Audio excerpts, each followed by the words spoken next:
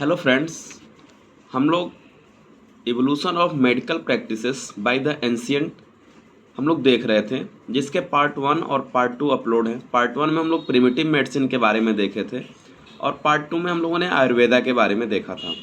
आज हम लोग सिद्ध के बारे में यानी सिद्धा के बारे में देखेंगे। तो आइए देखते हैं कि सिद्धा में क्या क्या चीज़ें हैं। लेकिन गाइज, जो लोग पहले के वीडियोज़ नहीं देखें यानी पार्ट 1 और पार्ट 2, तो डिस्क्रिप्शन में लिंक दिया हुआ है, पहले आप वो दोनों वीडियोज़ देखें, फिर आप इसको देखें। दोस्तों, सिद्धा सिस्टम ऑफ जो मेडिसिन है, दोस्तों जो सिद्धा सिस्टम मेडिसिन है वो डेवलप हुआ है इंडिया में ही। एक ओल्डेस्ट सिस्टम ऑफ मेडिसिन है लाइक आयुर्वेदा, ठीक है। और सिद्धा का मतलब होता है अचीवमेंट एंड सिद्धार्थ यानी कि सिद्ध, ठीक है। ये जो अचीवमेंट हुआ है वो खास करके सिद्ध पर्सन के द्वारा हुआ है, जो कि इस मेडिसिन सिस्टम को लाने में काफ़ी हेल्प किए हैं। यानी कि एक तरह से सिद्ध लोग जो थे पहले के ज़माने में, उनके द्वारा ये सिस्टम लाया गया है। लगभग 18 सिद्ध पर्सन ऐसे थे, 18 कितने 18 टोटल 18 सिद्ध पर्सन ऐसे थे जो कि कंट्रीब्यूट किए इस मेडिकल सिस्टम को लाने के लिए, ठीक है। और बेसिकली ये जो सिद्ध पर्सन जो 18 लोग मिल के किए थे, ये लोग तमिल के निवासी थे, तमिल स्पीकिंग थे। तो इसलिए सिद्धा सिस्टम भी लाइक आयुर्वेदा कहाँ से सबसे पहले शुरू हुआ इंडिया में? तमिल स्पीकिंग एरियाज़ में हुआ था। फिर धीरे धीरे जो है ये बढ़ता चला गया, ठीक है। और जो ये सिद्ध सिस्टम ऑफ मेडिसिन है, ये जो है लार्जली थेरेपेटिक इन नेचर की होती हैं, ठीक है। तो जो चीज़ें मैंने नहीं लिखी है यहाँ पे, हो सकता है आप लिख रहे हो तो आप उसको नोट कर लीजिएगा, अदरवाइज आपको समझने के लिए काफ़ी है, ठीक है। मेन पॉइंट मैं यहाँ लिख रखा हूँ। हम अगर हिस्ट्री की बात करें तो हिस्ट्री में बहुत कुछ नहीं है। इंडिया फर्स्ट कंट्री ऐसी है जो कि ह्यूमन कल्चर डेवलप की थी, सिविलाइजेशन ओरिजिनेट हुई थी, और फिर इसी जगह से धीरे धीरे जो है पूरे देश में फैला, ठीक है। तो उसी तरह से सिद्धा सिस्टम भी, जो सिद्ध पुरुष 18 लोग मिलके इस मेडिसिन सिस्टम को जो है उजागर कर रहे थे, वो धीरे धीरे वो पूरे मेडिसिन सिस्टम को क्या किया, उन्होंने पूरे देश में फैलाया, स्प्रेड किया, ठीक है। तो इसकी हिस्ट्री कुछ इस तरह से थी। इसमें जो सिद्धा सिस्टम में क्या है कि बेसिक कंसेप्ट जो है, जो इसका प्रिंसिपल है, the principle of doctrine of this system both fundamental and applied close similar to Ayurveda. तो दोस्तों जो इसका बेसिक कंसेप्ट है सिद्ध सिस्टम का, वो बिल्कुल आयुर्वेदा की तरह ये पैरेलल चलते हैं, लेकिन कुछ चीज़ें इनकी उनसे अलग है, ठीक है। तो क्या क्या चीज़ें जो हैं उनके प्रिंसिपल के तहत चलती है। जैसे लाइक आयुर्वेदा मैंने लिखा है, this system believe that all object of universe including human body composed of 5 basic element.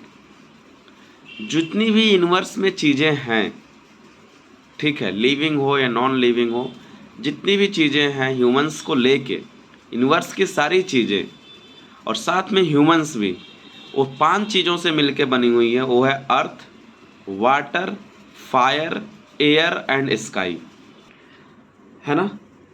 तो अपनी आयुर्वेदा की तरह सिद्धा सिस्टम भी यही मानता है कि जितनी भी यूनिवर्स की चीज़ें हैं वो सारी की सारी चीज़ें, इवन ह्यूमन बॉडी भी किस चीज़ से बनी हुई है? Earth, water, fire, air and sky में, ठीक है। फिर हम लोगों की बॉडी सिस्टम जो है food, body tissue and waste product पे भी निर्भर करती है। यानी कि हमें फूड जीने के लिए फूड की आवश्यकता है, बॉडी में जो टिश्यू इनका कोऑर्डिनेशन अच्छे से चलना चाहिए, और जो वेस्ट प्रोडक्ट है वो वेस्ट प्रोडक्ट हमारे बॉडी में नहीं होने चाहिए, वो निकलने चाहिए। ये तीनों में कोऑर्डिनेशन होना चाहिए। लाइक आयुर्वेदा जो हम लोगों का ह्यूमर्स है, आयुर्वेदा 3 ह्यूमर्स पे बात करता है, वात, पित्त और कफ।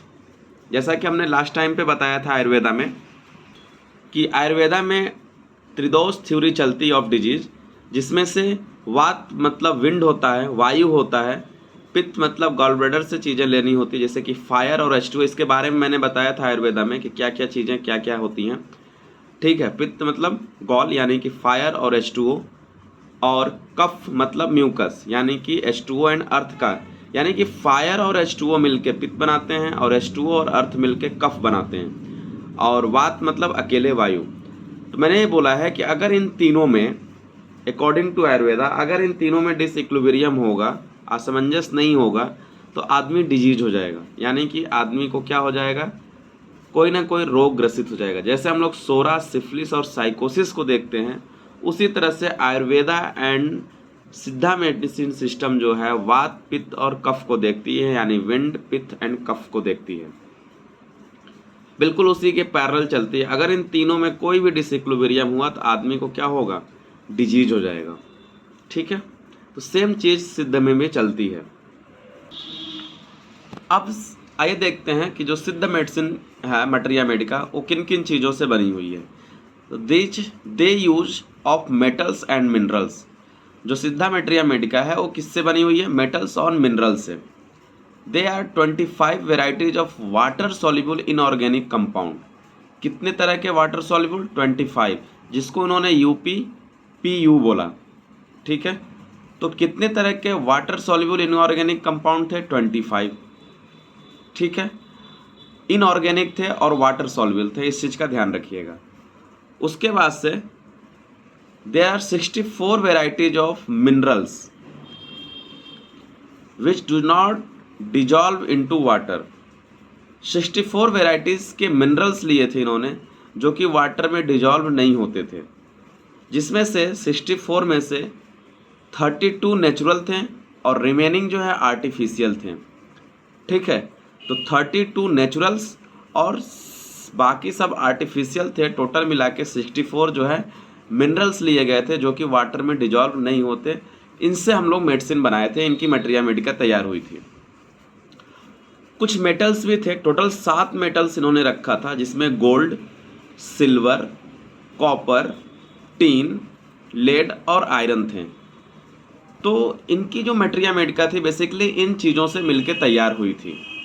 ठीक है, अब आइए देखते हैं कि इनका ट्रीटमेंट करने का मोड क्या है, डायग्नोसिस एंड ट्रीटमेंट। दोस्तों, इनका डायग्नोसिस और ट्रीटमेंट काफ़ी अलग है।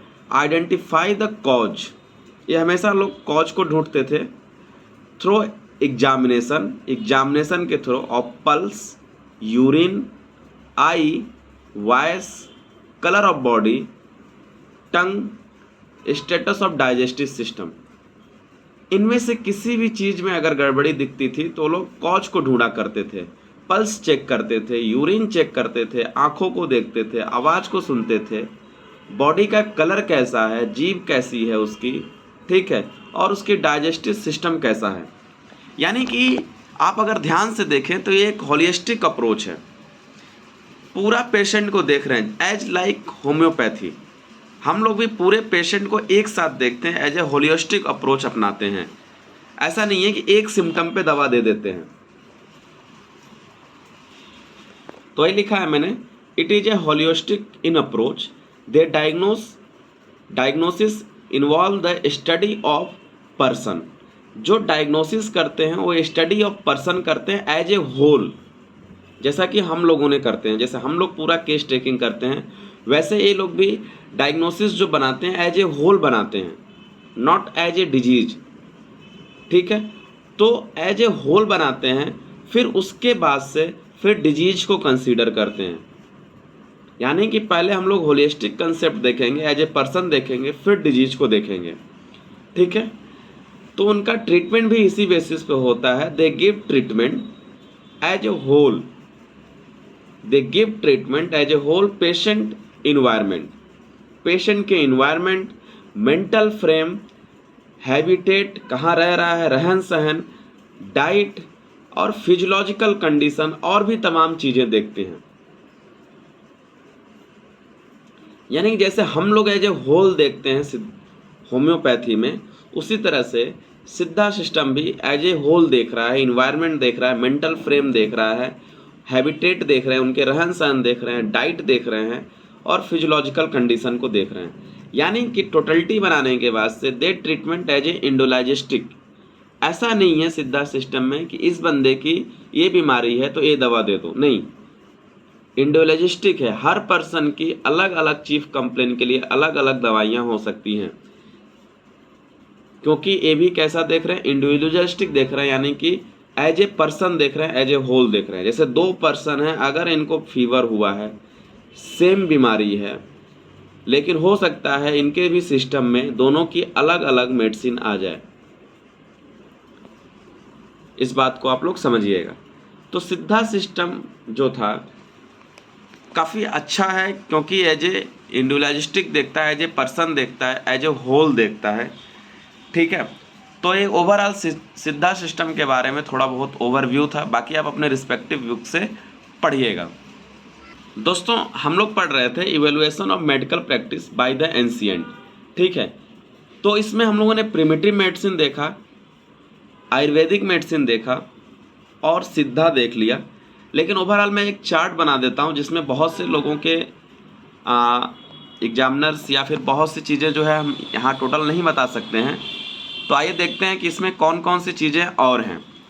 तो evaluation of medical practice by ancient time में कैसे कैसे मेडिसिन हमारा एंशिएंट टाइम से अभी मॉडर्न तक पहुंचा है, उसको हम लोग देखेंगे एक चार्ट के द्वारा।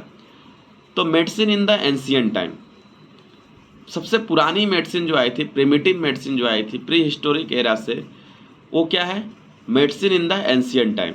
फिर मिडिल एज आया, उसके बाद से the down of scientific medicine यानी कि मॉडर्न मेडिसिन आया।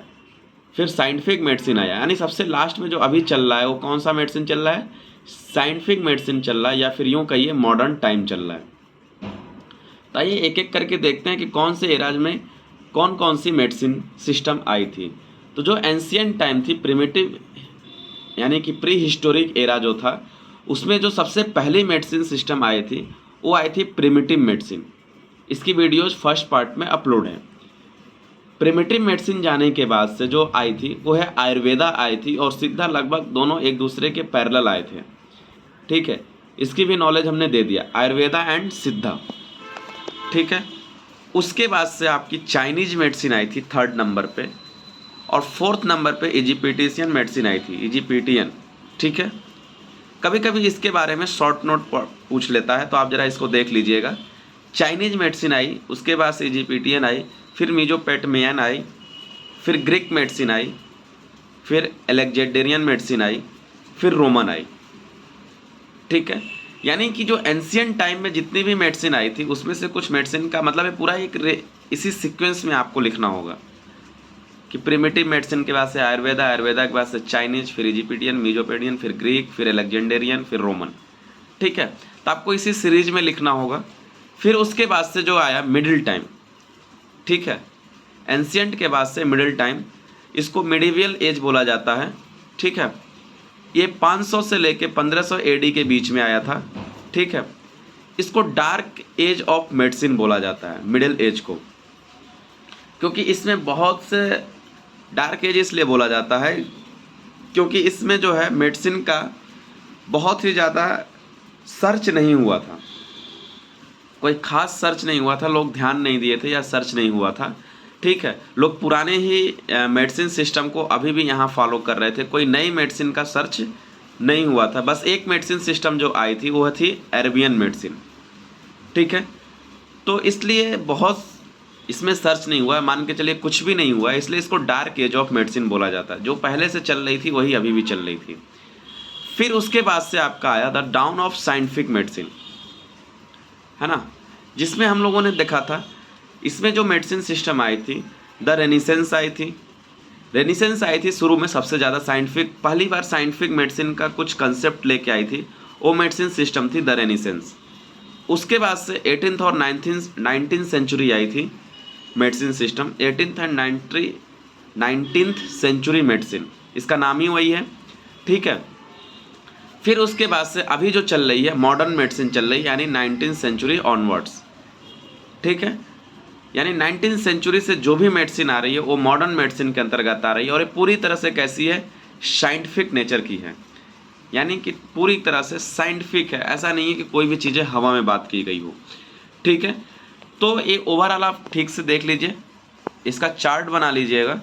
ये evolution of medical practice by the ancient यानी प्री हिस्टोरिक एरा से लेके मॉडर्न टाइम तक कैसे मेडिकल साइंस का इवोल्यूशन हुआ, ये पूछा जाता है।